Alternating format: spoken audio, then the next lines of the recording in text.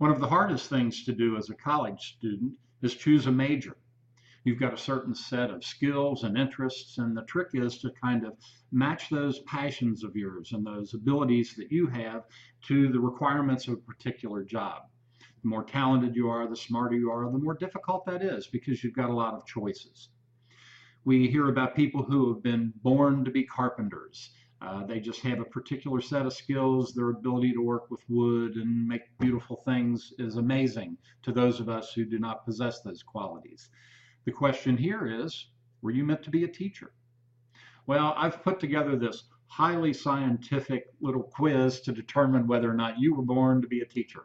So what I'd like you to do is get a scrap sheet of paper, number it from 1 to 21, and we'll take a real quick assessment. Just pause the video until you're ready to start. Okay, now let's find out if you were meant to be a teacher. Just give yourself a point for every one of these that's true for you.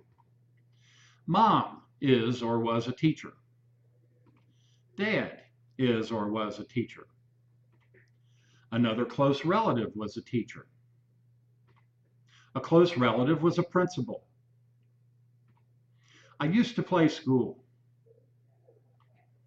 When I played school, I was always the teacher. I have been a Sunday school teacher. I have been a camp counselor. I am an avid reader. I love to tell stories. I'm good at explaining things. I'm curious about a lot of things. I know a lot of stuff. I am resourceful. My room at home is well organized. I understand how kids tend to think. People say I'm enthusiastic. I smile a lot. I want to be the best. I'm firm, but it's not always about the rules.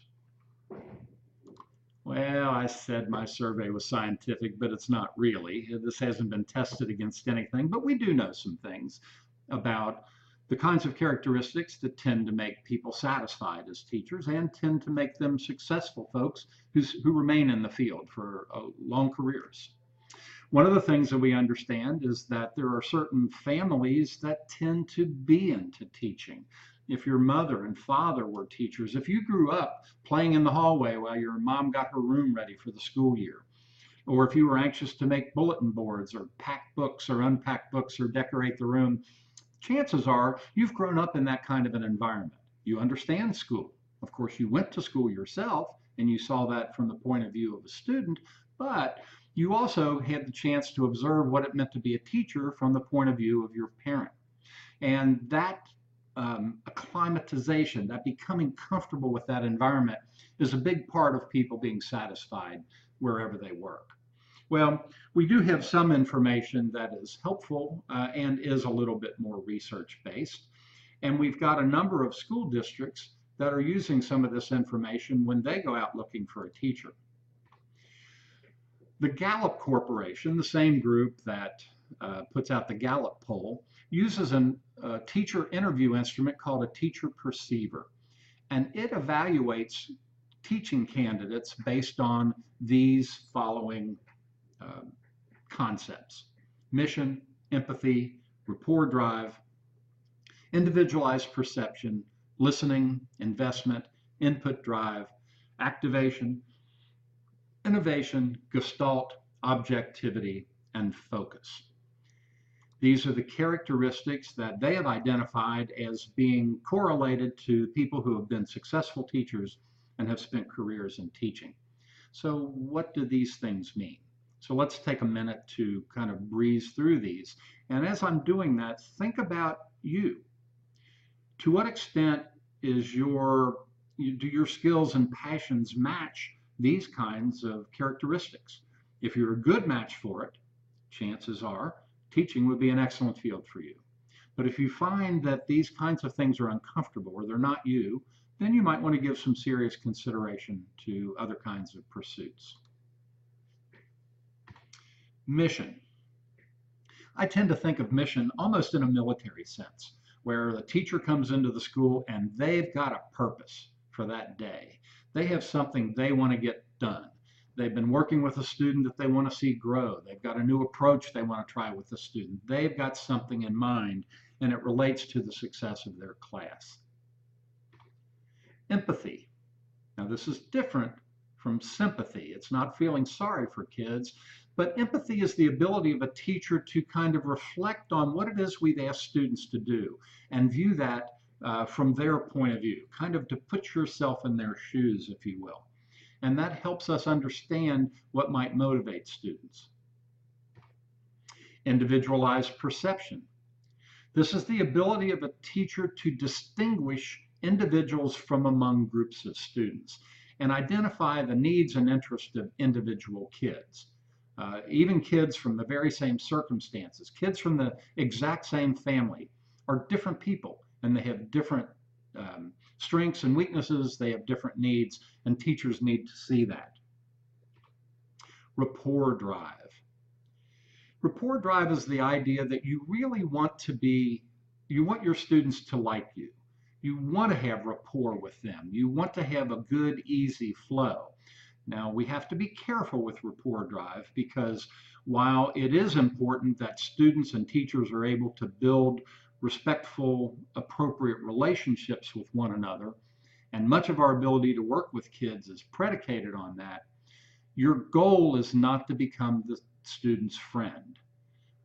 Your goal is to earn the student's respect and help guide them along in life so that they can learn the things that they need to learn to be successful.